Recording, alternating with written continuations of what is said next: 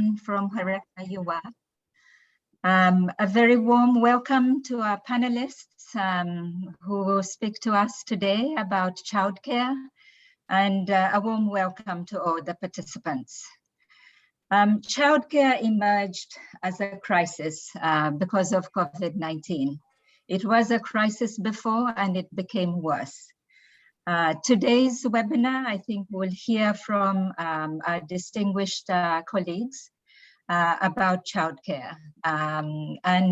For ECDAN, I think just to say that we have embarked on a global campaign on childcare, working with our various partners, framed within key policy frameworks, especially the Sustainable Development Goals, labor and human rights frameworks, which also sits within broader and longer term policy change objectives, in particular ECD, bridging with gender, labor, and political leadership as well, governance and financing. We hope that this would be an umbrella campaign, bringing existing campaigns and initiatives, especially in support of parents around the same agenda. And we hope to promote a common voice, compelling narrative, which is adaptable in all different contexts and cultures. We now have the evidence. We had 2 amazing reports from the World Bank. UNICEF has been working on the parenting strategy, and together many partners have come together under a global initiative to support parents. And we launched a call to action that has been disseminated and signed by several partners. So I'm very excited that this morning we continue on the momentum, and I have great pleasure in introducing Joan Lombardi, who many of you already know. She's also the co-chair of ECDAN, and currently she's a senior scholar at Georgetown University, leading many collaborative initiatives as well around the issue of early childhood development and also supporting parents. Over to you, Joan. Thank you so much, Elizabeth. I am just delighted to be here. I want to thank Elizabeth for her leadership and commitment to the childcare issue and to early childhood in general. I've noticed in the chat, there's already some issues around interpretation. Please make sure you're clicking the right button. There is an icon at the bottom of the screen that you should be using to make sure that you're hearing it if you need Spanish or French. We've got both interpretation. As I said, I'm honored to serve as the moderator for this very important session that will address the unique needs of workers in the informal sector, essential workers who are so important to our daily lives, to our families, to the economy, and to our communities and countries all around the world. Today, you'll hear about an important policy brief that was developed by a collaboration among Women in Informal Employment, Globalizing and Organizing, WIEGO, UNICEF, and the International Labor Organization, ILO. This collaboration alone sends a great message. Women matter, children matter, families matter, and the dignity and support of work matters. Let me briefly tell you about this session and what it'll look like. You'll first hear from 2 speakers, 2 champions, first from UNICEF and then from WIEGO. We'll then have a short message video from Thailand, and that will be followed by a roundtable discussion with a terrific panel of experts. We want to encourage you to put your questions in the chat because we will have ample time after the panel for Q&A with all of the speakers. So with that, I want to again welcome all of you and turn to our first speaker, I want to introduce my friend, our colleague, Chemba Raghavan, the early childhood specialist in UNICEF headquarters in New York, who will introduce the Family-Friendly Policies Initiative and the global experience. Chemba. Thank you. Thank you so much, Joan. As always, it's a pleasure. Many thanks to Egdan. Can everyone hear me? Just checking. Give me a thumbs up. Yes, we can hear you. Yeah. Great, thanks.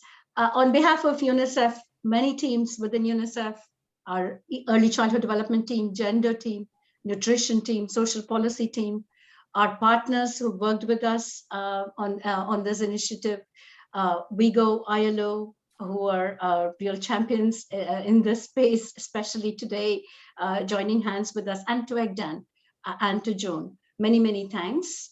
I'm here to provide a little bit of context and background on the Family Friendly Policies Initiative. We knew from very many publications that millions of children around the world are deprived of the ingredients that foster nurturing care and optimal child development. We knew that approximately 43% of children under 5 years of age in low and middle income countries are actually not at risk of not achieving their full developmental potential due to poverty, poor health and nutrition, and lack of early stimulation. And recently, our colleagues in the bank have pointed out that almost 40% of children below primary school age, nearly 350 million children, need childcare but do not have access. Some very daunting numbers that were already existing even prior to the pandemic. And in 2019, with our partners, we asked the question, what do parents and caregivers need? What is very important to them? And to unpack what the evidence tells us about the needs for families, especially for parents and caregivers. The answer very simply was parents need time, resources, and services. 3 very important ingredients. So our partners, again, along with UNICEF, started working together with governments and businesses and employers to unpack what these mean in a young child's life. We learned that a very key factor in promoting children's development is the strengthening of enabling environments that support parents and their caregivers, and parents and caregivers in providing quality care to their children. Family-friendly policies are measures and arrangements that have a positive impact on workers' abilities to reconcile work and family responsibilities and really advance the development of well-being of children, but also the well-being of caregivers themselves. Many benefits unpacked in various reports, as Joan mentioned, from UNICEF, from the bank, from IFC, ILO, WIEGO, our nurturing care partners, and several other partners around the globe.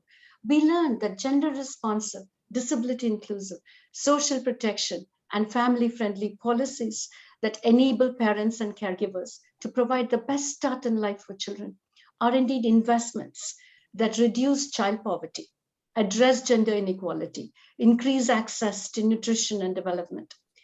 So with all of this, we came with some core asks, even as of 2019, in our initial formulation. These included parental leave, breastfeeding support, affordable, accessible, quality childcare, child benefits, and adequate wages. We learned also that not only do family-friendly policies pay off in healthy or better educated children, greater gender equality, sustainable growth, they are actually linked to better workforce productivity and the ability to attract, motivate, and actually retain employees. So these policies really yielded a triple dividend. They were good for families, especially children and women, good for businesses, and good for economies. So we were on this path to sort of unpacking all of this. And then COVID-19 hit and brought with it a crisis of care and learning. And many of us around the globe have experienced this. We became, parents. We learned that parents have become frontline responders in this crisis of care and learning. In the context of COVID-19 that exacerbated these existing vulnerabilities, we learned several things, 2 very salient to today. 1, the need for quality parenting and family support is even greater, more than ever before. Two, COVID-19 has spotlighted the need for such policies, especially for workers in the informal economy. For many, the crisis has meant making a difficult choice between providing care and earning a living. No parent or caregiver should have to make that choice, especially in the early years of a child's life. And I can speak to that as an early childhood development professional. The lack of such policies actually translates into limited support for parents to provide that nurturing care to their children, can impact their ability to securely bond with their babies in the first critical years of life. A time that evidence tells us when the combination of the right nourishment, a loving environment, and stimulating care can actually strengthen that baby's developing brain and give her that best start in life. So I can speak to this as an ECD professional. The bottom line, colleagues, is very clear. Workers in the informal economy need support. Policies and workplaces that redesign and commit to making decent work and family-friendly provisions a reality for all workers across operations, supply chains, etc., can lift millions of families out of poverty, often those who need the support the most. So we come together today to advocate to governments, businesses, civil society, and communities to invest in gender-responsive, disability-inclusive, social protection, and family-friendly policies that can support parents and caregivers to provide that nurturing care for their children and for optimal development across the life course. These provisions can indeed ensure time, resources, and services for the families. They're good for children and women, good for businesses, and good for economies. Thank you, John. Back to you. Thank you so much, Chemba, for that very important message, that a call to action that I think we all have to heed. I want to turn now to a critical voice in this movement, a true champion for decent work, for children, for families, for workers, and introduce Rachel Moussier, the Deputy Director of the Social Protection Program at WIEGO. She's going to be providing the key findings from the policy brief, family-friendly policies for workers in the informal economy, social protection and care systems for children and families during COVID-19 and beyond. Rachel, thank you so much for your dedication, for your leadership. Over to you. Thanks, Joan, for that very kind introduction, and special thanks to Elizabeth and the ECDAN team for hosting this webinar, and to Chemba for that call to action, which has really raised some of the critical points that we all want to be rallying around. I'm going to share my screen now, and just let me know if you can see it. I think it should work. There we go. Great. So I have the privilege today to share some of the key findings, as Joan said, of this co-authored report with UNICEF, the International Labour Organization, and WIEGO on family-friendly policies for workers in the informal economy. I thought that with the time that I have here, we would start with a bit of an introduction to the informal economy, and in particular, the nature of informal employment for women and caregivers. So to start with, it's important to say that informal work is, or work in the informal economy is the norm today. 61% of the world's workers are informally employed, representing about 2 billion people. Where not all workers in the informal economy are poor, work in the informal economy is characterized by low and irregular earnings, unregulated working hours, and a lack of labor and social protections. So many workers in the informal economy do live in poverty. It's also important to note that where there are more men than women in informal employment globally, because men's labor force participation rates are higher, women are more likely, due to a varied factors in terms of gender discrimination, they are more likely to find employment in the informal economy than the formal economy in Africa, Asia, and Latin America. Now, the informal economy is quite heterogeneous.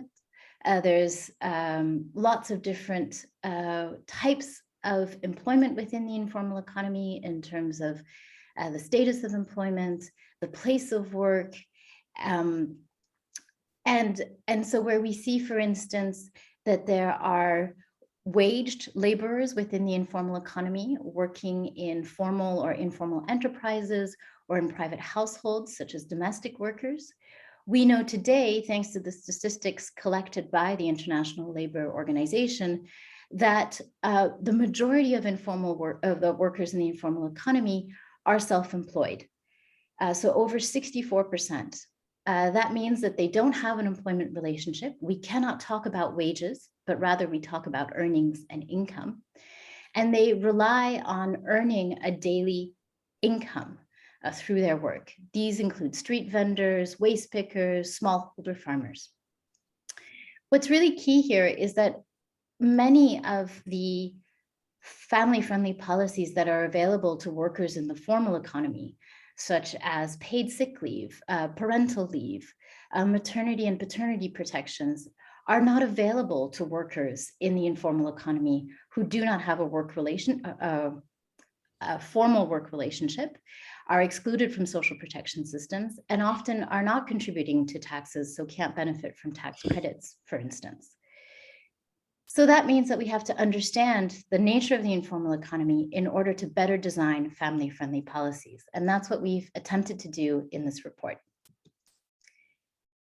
Chemba has already alluded to the many challenges that workers within all workers face, but particularly workers in the informal economy face in terms of care and work. We know that there are implicit and explicit forms of gender discrimination that intersect with migration status, ability, race, ethnicity, and caste to segregate women into lower paid and more vulnerable forms of work within the informal economy. Of course, women's disproportionate responsibility for unpaid care work poses a significant barrier to their income security. Many women choosing, for instance, home-based work, which is flexible, but also highly unregulated and with very low earnings, in order to balance, quote unquote, their care work with the need to earn an income. We see this, particularly in the informal economy, is that this choice between caring and earning an income, it does not exist. Many women in the informal economy have to work in order to earn just enough to be able to provide the basic minimum in terms of care, such as food and clothing. We also see that inadequate social protection for children and adults living with disabilities is a significant barrier, a significant challenge. So many children living with disabilities across the global South are living in households where the main breadwinner is working in the informal economy. So that means that those earnings are wholly inadequate to meet the needs of these children. We also know that people living with disabilities are perhaps more likely to be working in the informal economy and therefore don't have any disability benefits attached to their work. We see the lack of maternity protection and workplace support for breastfeeding as a key barrier. The ILO's recent World Social Protection Report estimates that only 45% of women giving birth receive a cash benefit globally, but that masks huge regional variations where only 15% of women in Africa and 45% of women in Asia receive some sort of cash benefit after giving birth, as compared to 82% in Europe and Central Asia. We also know that only 26% of children and households globally receive a child benefit, which is exceedingly low. And finally, I think this is important to note that care workers who are providing critical childcare services for, be it in employers' homes, in their own homes, in childcare spaces, as domestic workers, as childcare workers, are themselves women in informal employment. And their work is characterized by low wages, unregulated working hours, and low unionization and rates and collective bargaining agreements. So again, we see where women's responsibility for care work, be it paid or unpaid, is given very little value. And so the implications for both women and children are severe. In the report, we also try to put this in the context of the pandemic. We look at the pandemic, the multidimensional crises that have come out of the pandemic. We highlight 3 areas, one around income, care, and social protection. WIEGO is a network of which includes member-based organizations of workers in the informal economy. And we heard from them at the very beginning of the pandemic that within a week of lockdowns, many had lost their incomes and were struggling to purchase food. So we saw the direct fall of income, particularly amongst the self-employed, but also amongst domestic workers who were locked out of employment, leading to immediate food insecurity. We saw that, and this reflects ILO estimates at the beginning of the pandemic, that the impacts of lockdowns would be most severe for women workers in the informal economy, more so than men, and more so than workers in the formal economy, because of the sectors in which they're segregated, be it retail, agriculture, retail and manufacturing and services.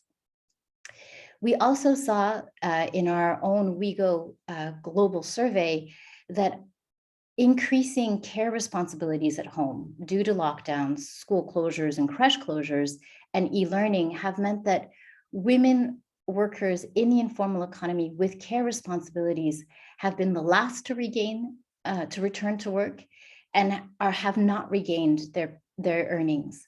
So they're earning far less than other women and men in the informal economy.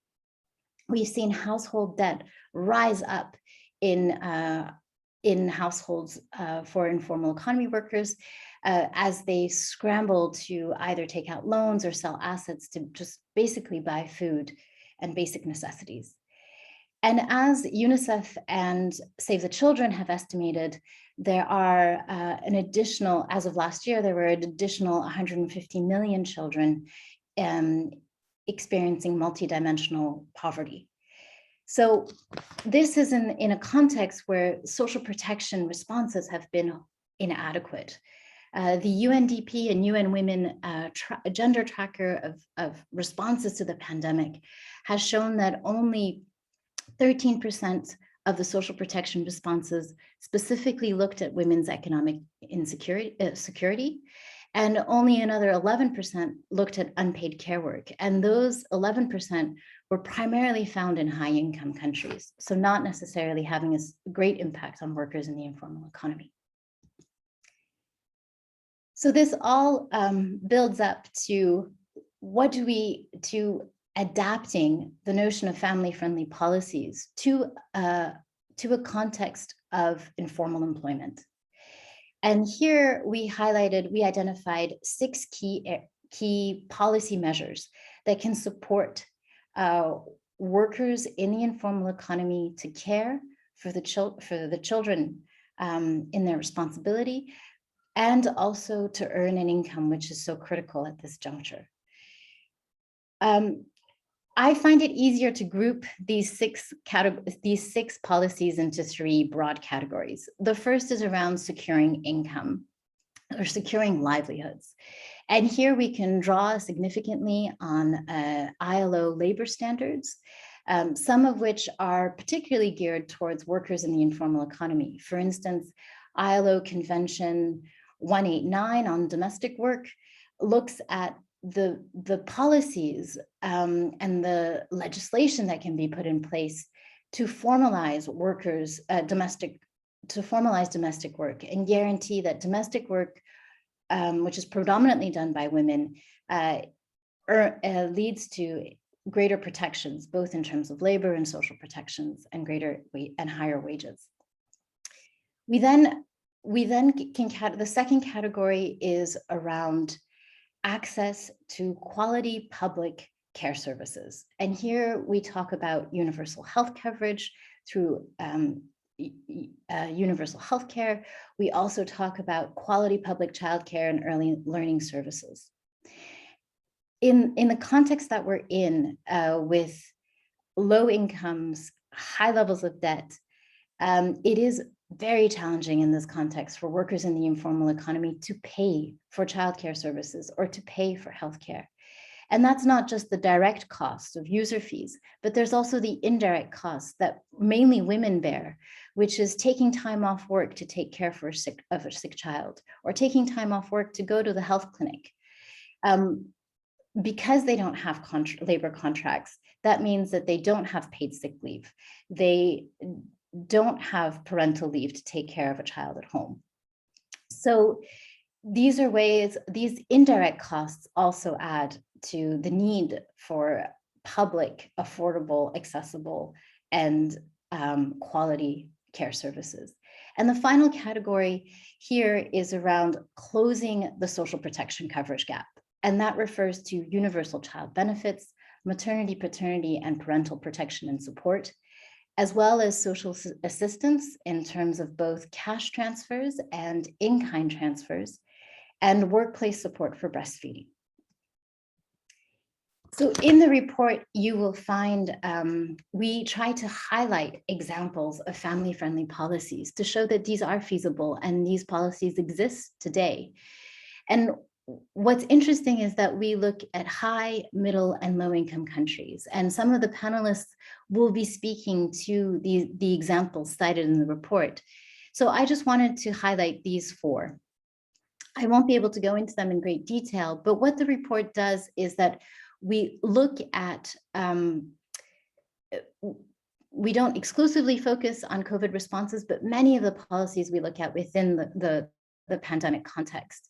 And what we find is that when there are systems of either universal care services, such as in Thailand with the universal healthcare coverage, or in Argentina and Mongolia, where there are quasi-universal or universal cash transfer programs or in-kind transfer programs, that these programs were very easy to scale up, both in terms of perhaps extending coverage to workers in the informal economy that maybe were not eligible initially for these schemes, or also increasing the value to really prevent the worst effects of the pandemic in the immediate term.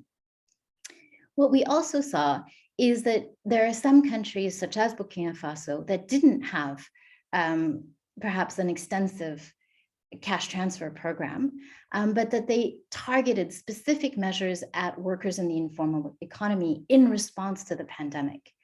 And this example from Burkina Faso is telling because they created a cash transfer for women food vendors who all are employed in the informal economy during the pandemic to ensure their income security and the nutrition in their own households, but also to guarantee food security in urban areas.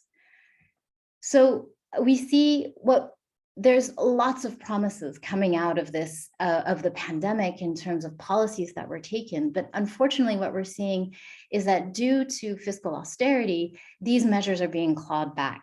They were not inscribed in legislation in many cases, and so they are being clawed back. Yet what we're seeing, what we've seen in our global survey results from last year and this year, is that women workers in the informal economy have not regained their incomes. They are still struggling with income security, but also food security.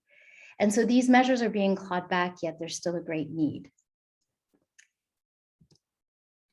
And so I'll just summarize here with some of the key recommendations from the report. And I think I've touched on many of these already, but I want to focus on the first one with the little time I have left. Because I haven't expanded much on this. We talked about ensuring non-discrimination, voice, representation, and social dialogue. And what does that mean? Workers in the informal economy are often unable to unionize. Their work is perhaps not recognized in the labor code, so they're unable to create unions. They may not be allowed to bargain collectively. They may not be represented in a trade union structure, which means that they don't have a voice when it comes to negotiations around social insurance policies. For instance, social insurance policies around extending maternity protections or are negotiated within national social insurance boards. where there's a tripartite structure between employers, government, and workers. And if workers in the informal economy are not represented as workers in those spaces, they don't have a voice, they don't have representation. But similarly, what we hope through this engagement and with different actors is to build platforms where we have child rights and women's rights organizations alongside trade unions and workers in the informal economy advocating for family-friendly policies. And the broad spectrum, the fact that we need, and I think this is what comes out strongly in the recommendations, is that we need the combination of the three. We need income security around for workers in the informal economy, but we also need social protection measures, both in terms of contributory social protection and social assistance. And finally, we also need quality healthcare and childcare services that offer decent and professional care jobs. So I have run out of time, but I'll leave it here and of course, open to your questions and remarks. Thank you very much. Back to you, Joan. Well, thank you, Rachel, for not only giving voice to all the people you've talked to across the world, but reminding us that we have a platform, that we have to create a platform where child rights, women's rights, workers' rights come together. And for that important framing, I urge everyone listening to think about the framing that Rachel just put forward, the trilogy of impact: food security, increased care, and debt, and what that means for many people who were already in poverty before COVID. But what you gave us was a trilogy of answers: income security, access to public benefits, and social protection. And I think that has to become our mantra. So thank you for that. Before I introduce our terrific panel, I want to turn first to a short video from Ms. Chulirat Tongtip, the Director of International Cooperation, the Ministry of Labor in Thailand. It's on mute.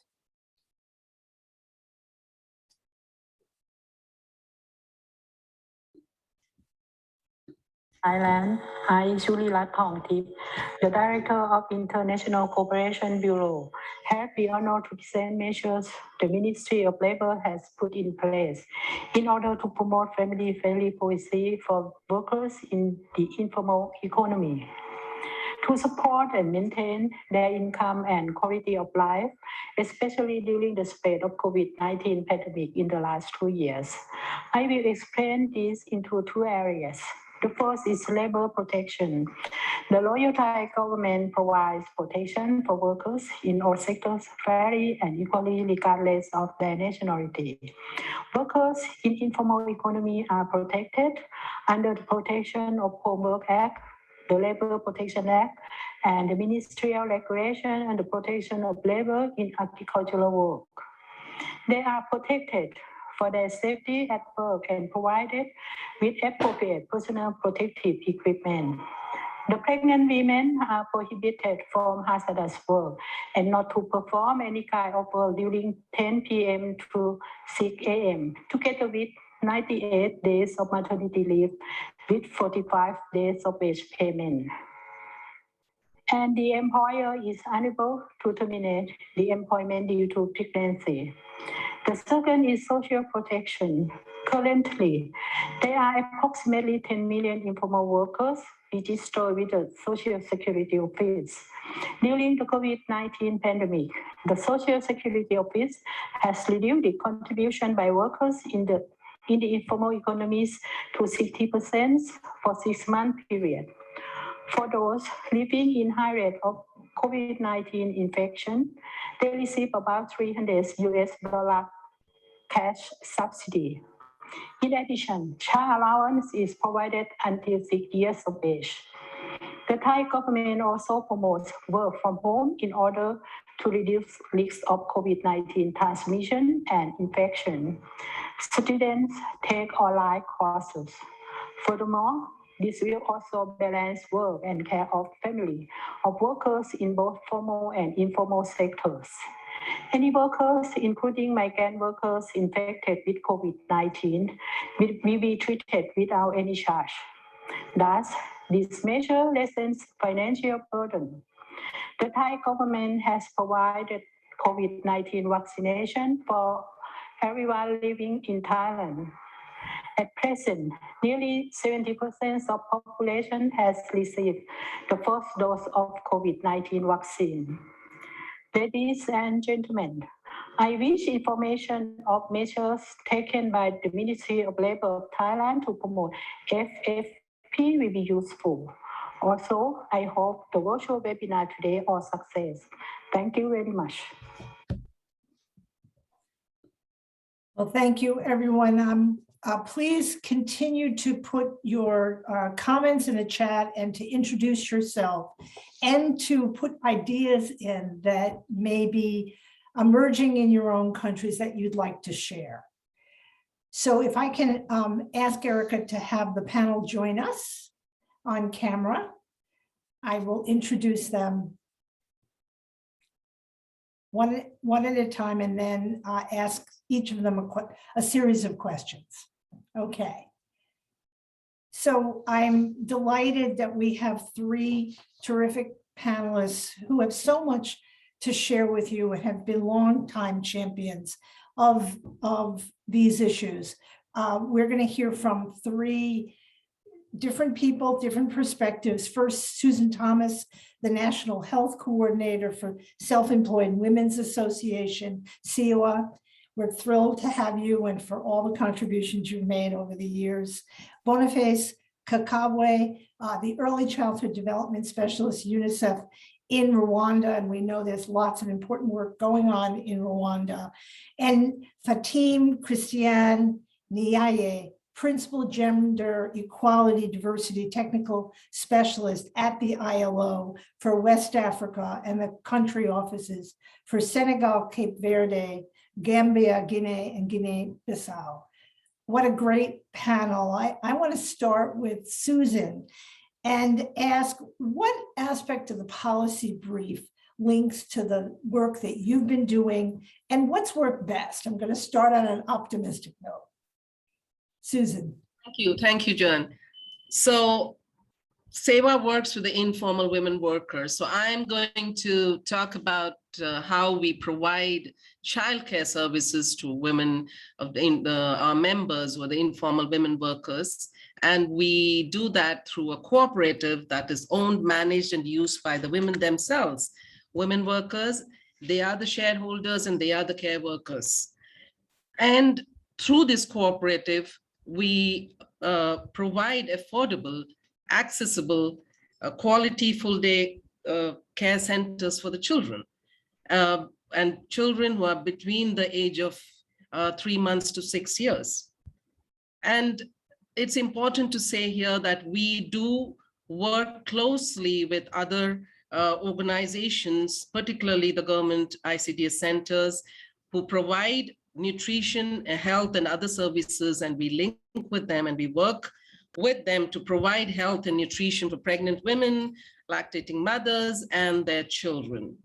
Ours is an integrated approach, and the focus is to provide full daycare centers for the women who could go to work full day peacefully, leave the children with us.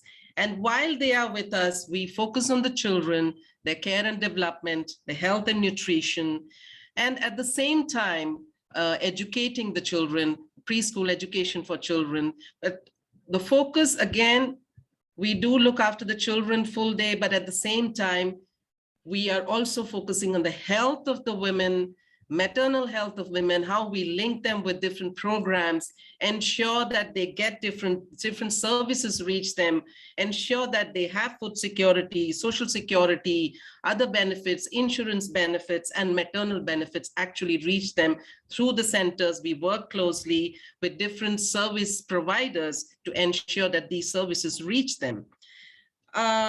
Finally, what has worked in this practice, or in this good practice, or this program, or this model, is that women who were able to work full day were actually, we've seen over the years that they actually started earning double what they were before sending their children to our centers.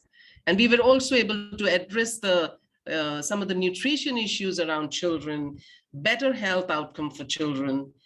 Like I already said, that early childhood education of the children became so important in our centers, that really helps children to move on further and join formal education. And it's been 35 years since we have run these programs, and we've seen all our children actually going to formal education. So I'm going, one last point, and this basically this cooperative was able to adapt to the COVID situation very well, because it's a community-based intervention, a community-based program run by the community. So it was easily able to adapt to the emerging needs of the community, because the women who run the centers, they understood the community well, and they could reach out to them with relief measures. Thank you.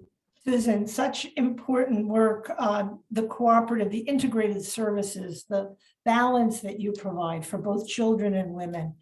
See, it was such a model for everyone around the world. We thank you for your work. I want to make sure that if people need to know more about what you've been doing and to learn from it, that they have access to many of the publications that you've done over the years. Thanks. We'll be back to you. I want to turn to Boniface to tell us a little bit about the interventions in Rwanda and what's worked best there. And you're on mute, Boniface. Great. Thank you very much, Joanne. So in the report, there is a case study of Rwanda, and this is a program that is supported by UNICEF Rwanda, together with the local NGO ADEPE, supporting government to operate or to establish a cross-border ECD center. So now, this is a center when you are standing at the border, what you are going to see on the daily basis is a lot of people crossing the border to DRC, the Democratic Republic of Congo. But now what you ask yourself is, where are the children of these parents? Where are the children of these mothers? So what was happening was they were leaving the children at home with their siblings or other children, to an extent that even other parents were paying other younger children to take care of their children. And we are talking of 8 to 10 hours in a day. So what we did was to work with the government authorities in the district to put up an ECD center at the border. So every morning, the parents, the mothers, they leave the children at the border, cross to the neighboring DRC, do their business. When they come back late afternoon, they come and pick the children back home. Now, before the intervention, what was happening was the siblings were not going to school. And even the other children who were taking care of the children were not going to school. So there you have another problem. Because the children are not now going to school. At the same time, the younger children are receiving inadequate care. So you had that kind of challenge because you are now leaving a child in the hands of, another child. So that was the big problem which was there. But the creation of the ECD Center created a platform. So if you ask me, Joanne, what worked well, there was now a platform which is there, where the children are now in a safe and secure environment. Well stimulating enough, children are fed. But at the same time, if I can put it in context, if you are a parent, even us at work, the moment you remember, where is my child? The moment you start asking yourself those kind of questions, where is my child? What's happening with my child? You can't concentrate even at the office. So the same way with the informal traders who are crossing to DRC and now see them in another country. The question is, what's happening with my child? But by creating the safe space, now that they were focusing on their trade, focusing on their business, and coming back, finding the children are well fed and playing with their colleagues. And that was something which is so nice. And at the same time, the center also now has created a platform where the parents can learn many things. issues pertaining to nutrition, issues pertaining to early learning, child protection, namely child care. It's a platform, economic empowerment. Now they are learning many things which are helping their families also. So it's beyond now just, an ECD center for younger children, but also supporting the parents to also get the skills and the knowledge. Lessons from that, we have also managed to scale up now the program to 5 other districts and create ECD centers in the market. When you go to the market, you find that there are parents with younger children. And a market is not a stimulating environment, it's confined. But now we have a safer space where kids are put throughout the day. And the food that is being sold in the market, that's another good news. The food that is being sold in the market is also being prepared at the ECD center, and the children are now also being fed. And the parents finally also come to breastfeed because these are younger children and they need breastfeeding. So the parents also come, just walk across the road and also breastfeed their children. So this is what is happening in Rwanda, colleagues. Thank you.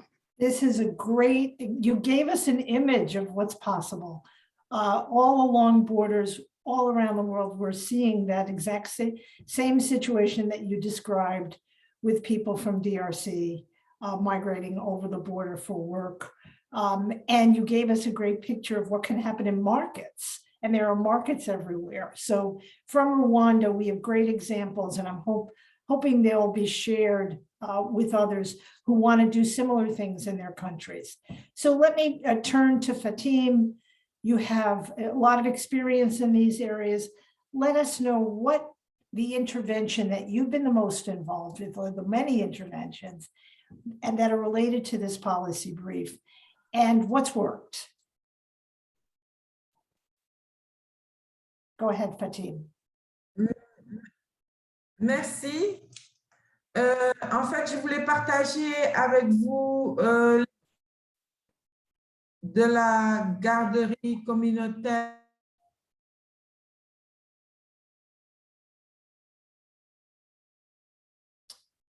You're frozen, Fatim. You might want to turn your video off if you need to.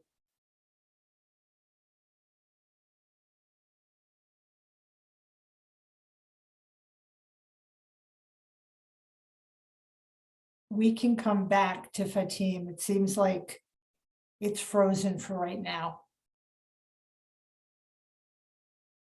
These things happen, technology. Wish we were in a room together. Fatim, you want to try one more time? You might need to turn off your video. She'll be back. Okay, in the meantime, let me go back to Susan, and then when Fatim comes on, there you are. Great. Oui, je suis là. Excusez-moi pour ce petit souci. En fait, je disais que le BIT appuie depuis de longues années un job pour la promotion des droits des femmes et la protection des enfants, notamment la lutte contre le travail des enfants. Et avec le Covid-19, les jeudis de la femme, qui sont des espaces de discussion, d'échange, où la parole se libère, les femmes ont demandé à ce qu'on réfléchisse sur un service de garde d'enfants. Et c'est comme ça qu'est née la garderie communautaire. La garderie communautaire accueille les enfants de 3 à 6 ans toute la journée, mais aussi le soir après l'école, elle accueille les jeunes petites filles plus âgées de 6 à 15 ans pour des renforcements scolaires. Ça, c'est très important, et surtout pour qu'après l'école, les petites filles ne soient pas dans la rue, mais puissent avoir un endroit où elles vont faire leurs devoirs. Il faut savoir que dans la ville de Bargny, les parents sont très pauvres, d'une part, et que d'autre part, il y a beaucoup de problèmes environnementaux. Les foyers sont très exigus et que donc les enfants se retrouvent le plus souvent dans la rue. Et la garderie permet de sécuriser les enfants, mais aussi de donner une chance aux petites filles. Donc, voilà à peu près, pour ne pas prendre trop de temps, ce que nous faisons, mais le document de capitalisation de l'expérience vous sera partagé. Thank you so much. And I mean, those examples, again, are very similar to what we were hearing. Those supports for both women and children are so important. Thank you for your work. I'm going to turn now to some of the challenges that you've each faced. It's not easy to do what you're trying to do in any of these contexts. Susan, what are some of the challenges you've faced and the lessons you've learned along the way? So like I said, we run the cooperative, and the cooperative is managed and owned by the women themselves, the informal women workers who are members. So sustainability of the cooperative has always been a challenge, because we have to keep it affordable. We have to keep the costs low. We have to yet maintain the quality and give good services, because we have the children below 6 years with us. We have to take care of them, give them everything they need at that age. So that's always been a challenge, of constantly raising funds. And of course, there are a lot of competition. The private providers around who have started providing services of very different kind. And many of our members are attracted towards that. So there are demand for new services, demand for enhanced services. So we have to provide services yet maintain the cost. So that becomes a challenge for us. And lastly, in terms of challenges, there's so many informal workers. Because of the cost, we are not able to cater to the needs of the children of all our members. So we have limited numbers of centers that we run. In terms of lessons learned, like I said earlier, the cooperative, because they are locally managed by women themselves, it was easy to adapt to any situation, particularly during COVID. Like I mentioned earlier, it quickly responded to the needs of the members, because the women, they understood what was the need, and we started providing services to the members, to the children, to the mothers, as you know, and started helping them. And this was a center that became a hub for the mothers, and it was a second home for the children, and the mothers were provided support there. So that's something which is very important, to have something local, owned by women themselves, managed by women themselves. And the other thing that we learned is the full day care centers. It's very, very important for working women, for informal workers. They need centers that are there, which match the working hours of women, because women have to focus on their work. Only if they can focus on their work and they earn, and like I said earlier, it kind of double their income. So that's very important. So daycare centers, childcare centers are important for the working women, as well as for the children themselves. So it addresses the problems, health and nutrition issues around the children themselves. And finally, in terms of lessons learned, grassroots organizations, not just like a cooperative, but organizations at the grassroots level should be given responsibilities of these kind of services that are, that needs to be provided to the women or provided to informal workers, have to be community-based and community-owned. Thank you. Yeah, I think we're hearing your message: local, community-based, grassroots support with some public financing is what we need. And I saw Fatim shaking her head yes, in agreement with you when you were talking about the financing challenges that we've all faced. Fatim, I don't know if you want to contribute here about the challenges that you've seen and your lessons learned. And you're on mute.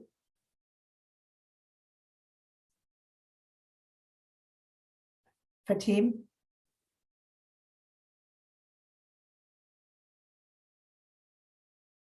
If you can just, great. J'écoutais Suzanne avec beaucoup d'attention parce que je pense que nous avons les mêmes problèmes, mais je voulais partager aussi une bonne pratique que nous sommes en train d'expérimenter avec AmJob. On l'a appelé la mixité sociale, c'est-à-dire nous savons que à côté des femmes pauvres, nous avons des familles beaucoup plus aisées. Et et la réussite en fait de la garderie communautaire dans l'éducation des enfants et le suivi des filles font que beaucoup de parents aisés veulent désormais que la garderie prenne en charge leurs enfants. Et nous sommes en train de tisser des partenariats avec ces familles afin qu'en échange de la prise en charge de leurs enfants, elles parrainent 1, 2, 3, 4, 5 autres enfants pauvres. C'est cet équilibre que nous essayons de trouver et c'était ce que je voulais partager avec les membres du panel. So such important messages about the need for supporting the children and the women together. I think one thing that's come out in this discussion is the need for full day services. Half-day programs for working women don't work when you have to pick up children after a few hours. And I think that's a lesson that we're going to have to continue to explain to education ministries as they move into more preschools, which can be very supportive for both families and children, but they more and more need to be full day. Boniface, what about you in Rwanda? What have been the challenges and what are the lessons learned? Yeah, thank you very much, Joanne. Our first problem is linked to what Susan said. We have created demand. So there's a lot of demand, and we cannot match the supply side of it all. Once you start talking of thousands of people crossing the border, and you already know how many children you are talking of. And the creation of the centers, there are many parents now who come, what about us? They also want to bring their children there. And the other side is, even those coming from DRC into Rwanda, they also say, you are doing this program on this side of the country, what about the other side? But you know, those kind of areas, you can't do their foreign policy issues, the mandate of the agencies and the like. So that has been the challenge also. Management of younger children, especially under 3, a traditional ECD program, you manage 3 years up to 6 years. Once you start bringing in the 1-year-old, the 2-year-old, the dynamics change. Now the issues of quality, you need a specific, skill set, because you can't do business as usual. These young ones, once you bring and you're not prepared, they can be sick and you can even do harm than good. So we had to train a lot of people, bring a lot of workforce, provide supplies that are conducive for the children of that age. COVID also became a big issue. The border being closed, now the kids can't come back to the center. So the usual issues that came with COVID also faced the same. But what are the lessons? One thing we have learned is these market-based, these cross-border ECD centers have huge potential to accommodate children of parents in this informal sector, because what we have seen is now they have a lot of time. I think the message that is coming so strong in this discussion is the whole day program. Unlike a traditional program where kids go home after 3 or 4 hours, but keeping them for 8 hours, 10 hours, we have seen that the parents now can focus on their business and things are working well. I mentioned earlier on, allowing the siblings to be in school.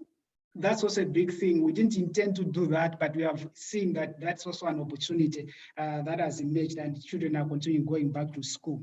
Let me finalize by saying we have generated enough evidence.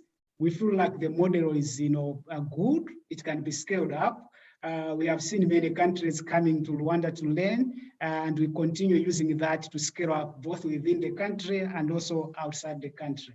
And I'll end by acknowledging the presence of the ADEPE partners on the call who wouldn't have done all this minus them, and also the government leadership that has enabled us to go this far. Thank you very much, Joanna and colleagues. That's so critical. You mentioned the evidence. You all have evidence from your perspectives. Please share those in the chat. Reports, I mean, Susan, you said double earnings over the years you've seen. We need that evidence. You mentioned, Boniface, the 10 hours a day. That means we've got to assure quality. if children are going to be in those settings for that long. And I think that's part of the message. The under threes, we need a whole new workforce and supports to do that right. And we have to reinforce the fact that childcare helps girls stay in school, older siblings that would have had to be caring for children without it. So before I turn this over to some Q&As and an exercise that we're going to do with participants, one sentence of advice from each of you for those listening that really will help propel them forward in their work. And Fatim, I'm going to start with you. What's the one thing you would say to the audience to help them continue to move forward with this work? Fatim.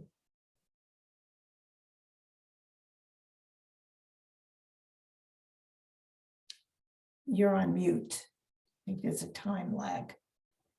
Fatim, any advice for the audience? Moi, je pense que la question de la protection des enfants et de la garde d'enfants est une question qui doit intéresser l'ensemble des gouvernements, mais aussi des entreprises et des organisations syndicales.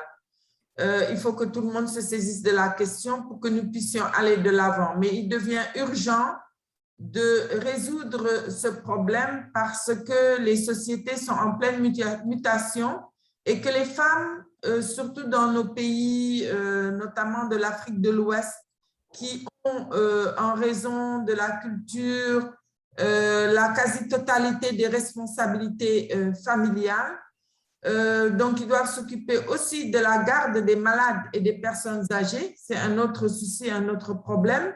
Il faudrait que ces femmes-là puissent avoir des infrastructures et de garde d'enfants.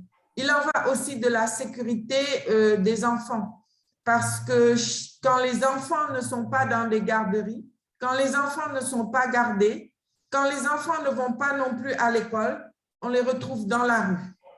Et pendant la pandémie, nombre ont été les femmes que la police a interpellées parce que les enfants, je n'aime pas ce mot, mais c'est le mot qui a été employé, divaguer.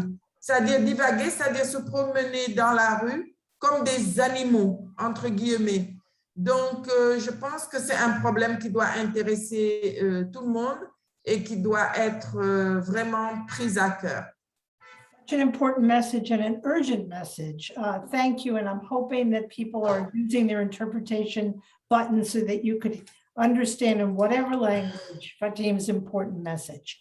Let me turn it to you, Susan. Any final sentence to the audience, advice on how to move forward? Well, what is important now and what we've learned during the COVID is that care centers for children is very, very important. Therefore, organizations like SEVA, we have, the numbers look big, but not in a country like India. It is really not big.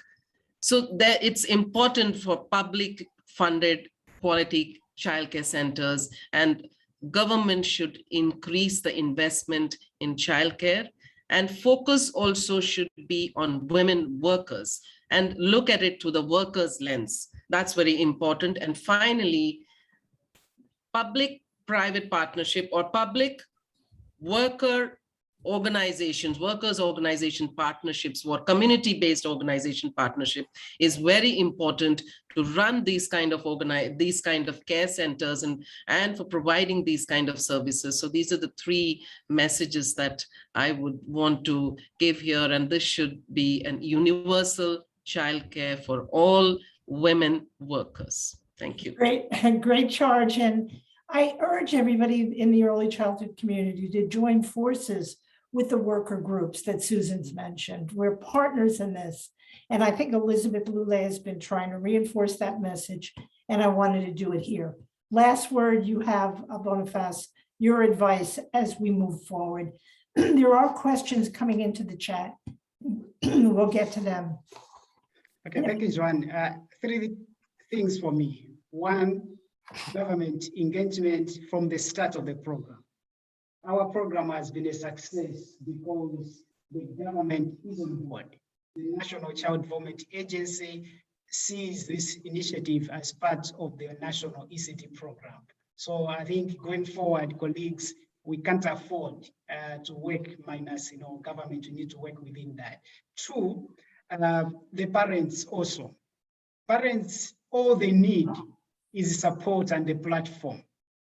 Previously, we're just looking at these traders as if they just want to bring their children to the market.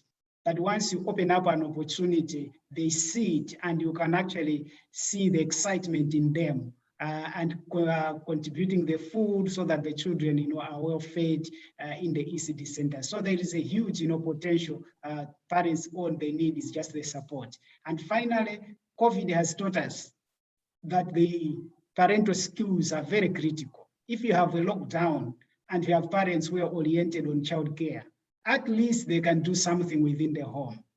But if they have no skills, they have no knowledge, they are just overwhelmed and cannot do it. But we have learned that at least the parents, which were literally the support, continue to provide some area care and stimulation support within the homes when we had the lockdowns and limited movements. Thank you very much, Joanne and colleagues. Thank you, and thanks to all of the panel. I'm glad we had that ending with a call for government support, for public sector support.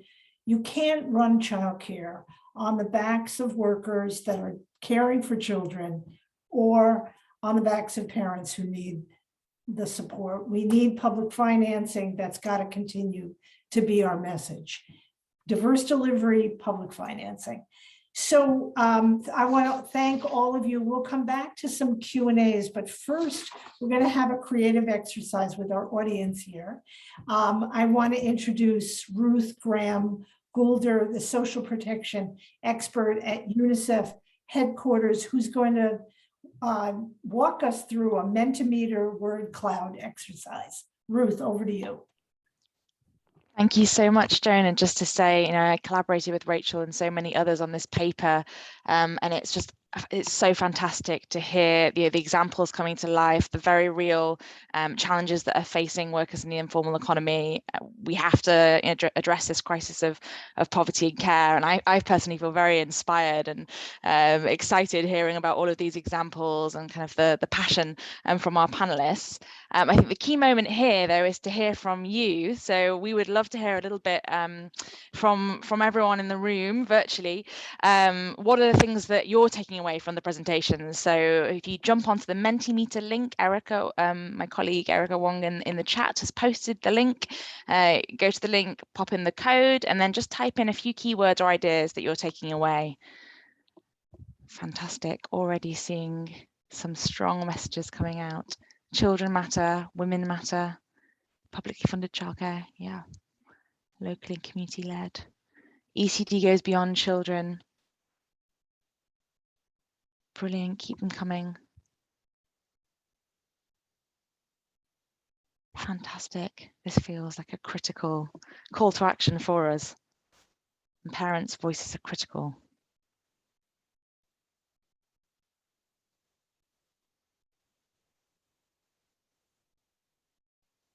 Fantastic. Yeah, humane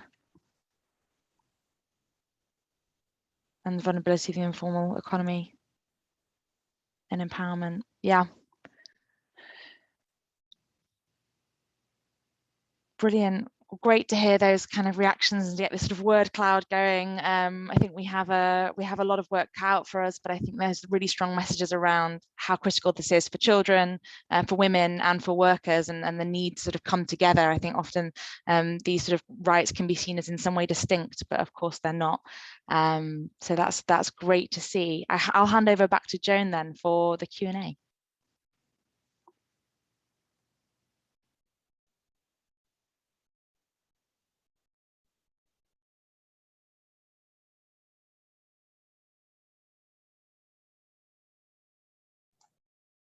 You're on mute, Joan.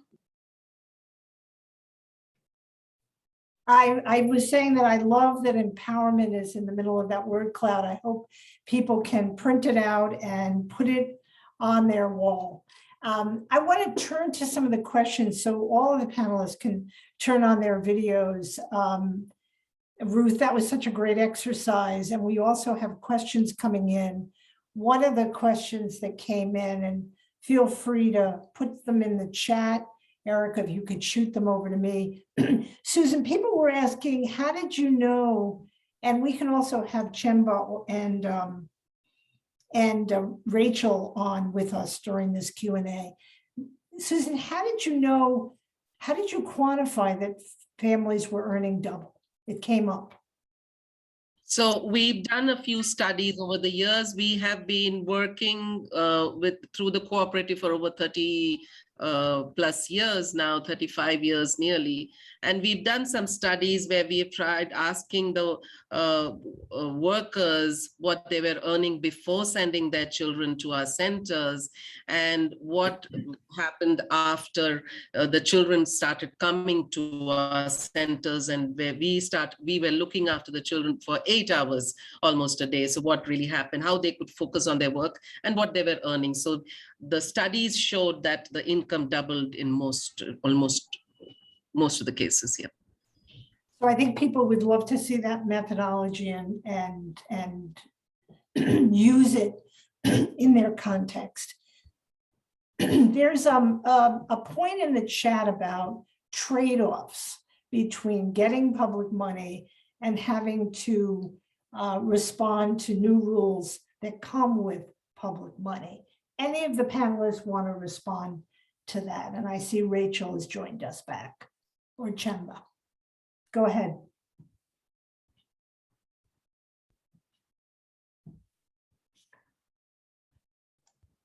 So I'm going to pass that question to Rachel. I have other ones that I could answer. Okay.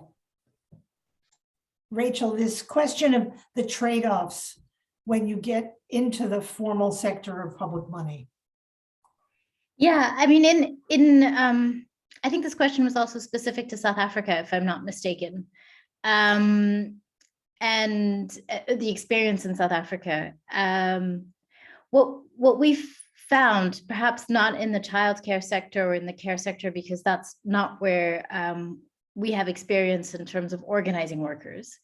But what we have found in other formalization processes is that informal workers in the informal economy tend to lose out when they haven't been organized and when they don't present a collective front. So what is a shame in the childcare sector is that so few childcare workers are actually organized within their own, or within, as childcare workers or through a broader trade union. And so when these formalization policies, which kind of come down from below, are imposed, then there will obviously be losers. So I think one of the ways that we've been trying to negotiate around formalization in other sectors has really been about strengthening workers' organizations to interact with the government before those policies fall, before those policies are implemented, so that those trade-offs are lessened or at least compensated, because it's absolutely correct that there are trade-offs, but that there are ways in which those trade-offs could be mitigated, or at least a framework could be set up where formalization happens over a number of years rather than as an immediate, instantaneous process. So I would say that those are ways in which we can mitigate the negative impacts of these kinds of policies coming down on workers in the sector. So Julie, if I could add to that, and thank you, Rachel. So I wanted you to go first on this, but really what some of our learnings have to do with approaching this in a multi-pronged way to ensure that the risks are indeed mitigated. And one of the key things that we've learned from, at least from our countries that are working in these programs, is, going back to that first point that Rachel made in her presentation, is the notion of voice, but really the notion of voice in all aspects of the development of policies. So if policies are perceived as bottlenecks coming from top down, then the success is not guaranteed. So really that voice and that representation and the consultation across all aspects is really very critical. And I just wanted to add that to what Rachel said. Critical point. And I also think one of the questions that continues to come up in the Q&A is, how do we protect the well-being of children in these settings? And you've had experience both in Rwanda and throughout your region, Fatim. What has been your experience with assuring that we're protecting the well-being of children in these settings? Boniface? Yeah, can you hear me? Yes. Yeah, so what you have learned to protect the children, one is to, much as there's demand, but work within the minimum standards. In our case, we had many parents bringing the children, but you need to say the capacity has been attained. But as long as you just bring all the children, I gave an example of children under 2, then you better close the center, because you can't just bring them. You need to have a good space. You need to have caregivers enough per day to manage the children. And also the infrastructure itself. We had to invest to build the centers, to put a fence. These young ones can just disappear without your knowledge. So we had to reinforce, the physical space itself. So I'm talking about the physical and the quality dimensions to ensure that, the standards are maintained. Thank you, Joanne. Thank you. We've got a long way to go to understand how we provide quality care, particularly in low resource settings. And Chemba, I don't know if you have advice or guidelines that UNICEF may have, but this is going to become increasingly important. So if I can come into that, yes, we do. And I know I'll share links after this, but there are, this sort of regional guidance that we develop sometimes. I just want to address that this is, quality is the answer to the question of how we, and unpacking quality will require a lot of contextualization. So providing just sort of global core principles will not help, because each context is very different, but we do have certain core principles: physical care of children, health, sanitation, criteria, nutritional criteria for children that are coming there. Safe spaces is the other very, very important criterion for well-being.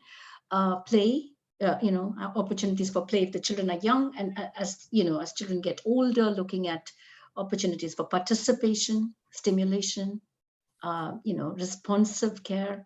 All of these should feature as core elements, and then they unpack based on local situations. So if you could continue to get those guidelines out, put them in the chat. There's several other resources that are coming through the chat. We have some material from Promundo. I urge everyone to share things in the chat and to continue this conversation about child well-being in care settings, both at home and in care. So we're just about out of time. We've got a few more minutes for questions or anything that anyone would like to add on the panel as final remarks before we turn to our wonderful closing from the ILO. Any final comments? Okay, otherwise I want to thank the panel. I want to thank the presenters. It's very inspiring. We've got a lot of work to do. I noticed Bob Meyer had been on the line earlier. He was a champion for quality decades ago. It's time to fulfill the issues that he's raised and many of you have raised. So thanks to the panel, and I'm going to introduce our closing speaker. We're really delighted to have Laura Adati, who will be joining us from the ILO. She's maternity, protection, and work family specialist, gender equality, diversity, and inclusion branch, the conditions of work and equality department at the ILO. We're really honored to have you with us, Laura, to close us out and to reflect on what we've heard. Over to you. Thank you so much, Joan, and thank you to all the speakers from WIEGO and UNICEF and ACDAC and the fantastic experiences that we heard today. Thank you for bringing the voices of workers in the informal economy to this international platform. We are such great experiences, but also the challenges that lay ahead of us, making recent work for workers in the informal economy a reality and protecting all children and families everywhere. We heard a lot of encouraging experiences. Providing family-friendly policies for workers in the informal economy is indeed feasible. Rachel has mentioned that at the beginning, and the pandemic responses have shown how these policies can be expanded and really shaped to address the specific needs and the challenges that these workers face and continue to face during this pandemic. We saw, and this was also highlighted in the report, that these measures are not a cost, but an investment that brings multiple benefits for children in terms of development, child development, nutrition, and health, but also for working parents, and especially women in terms of better employment opportunity, better businesses and earnings, but also in terms of empowerment and agency. We heard a lot of that. But also for economies and societies in terms of job creation and hopefully decent work creation.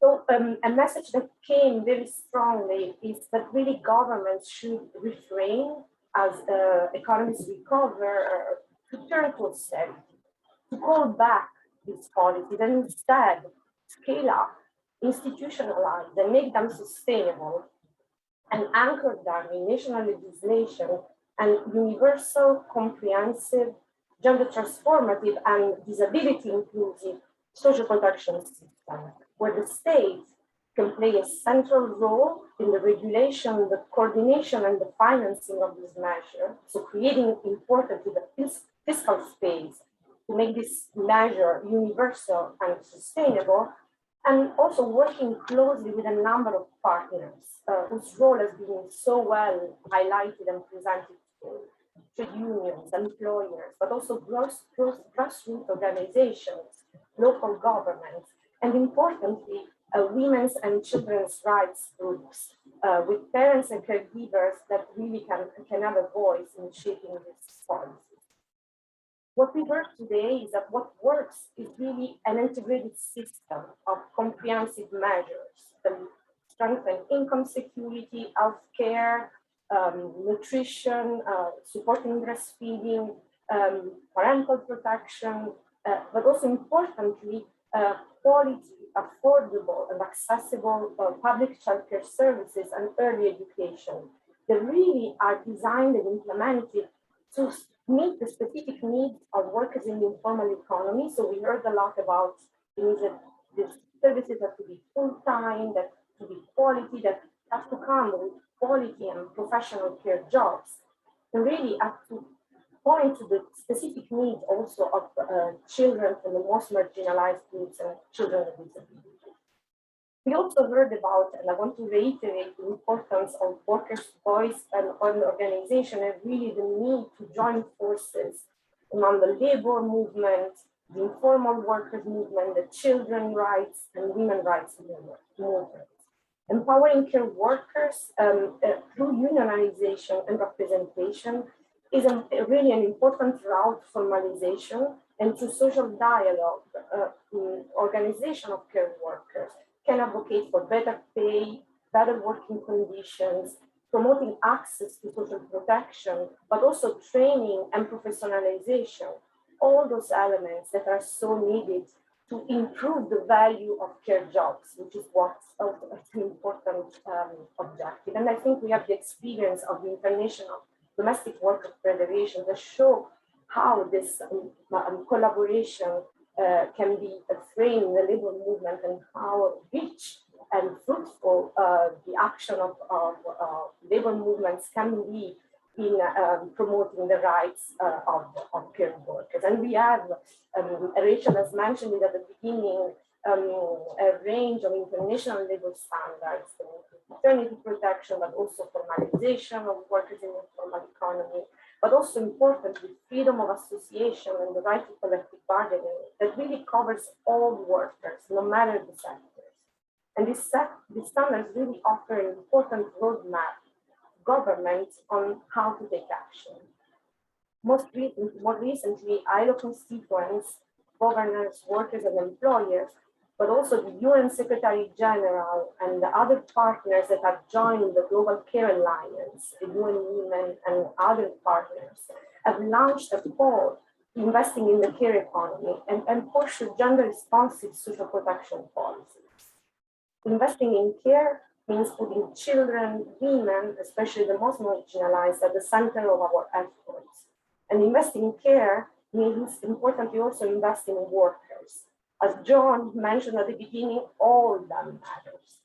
So in conclusion, I would like to invite all of you to join UNICEF and WIEGO and the ILO and ACDAN in a really strong call for action in investing in social protection and care systems, in creating more formal and better quality jobs, and offering all children everywhere the best start in life.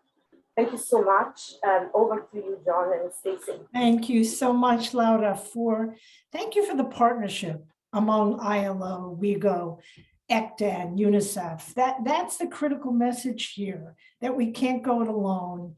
And income security, care, social protection, that's our mantra, and valuing caregiving. I urge everyone to use the Child Care Forum on the ECDAN website. We are going to be trying to collect good solutions that are emerging around the world and encourage childcare campaigns and campaigns that support family-friendly policies. I thank you, Laura. I thank everyone that took the time to join us today. Please stay well, stay healthy, and continue to care.